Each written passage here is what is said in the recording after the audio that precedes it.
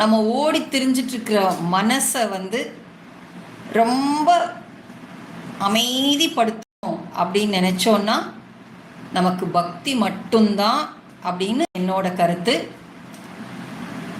திருவண்ணாமலையில் கிரிவலம் பொழுது அந்த கிரிவழி பாதையில் அப்படியே வரிசைய குரங்கெல்லாம் அப்படியே வருமா.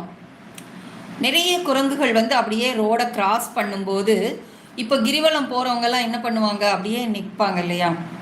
அப்படியே நின்று அந்த ஒவ்வொரு குரங்காக போகிறத அப்படியே பார்த்துக்கிட்டே இருப்பாங்க.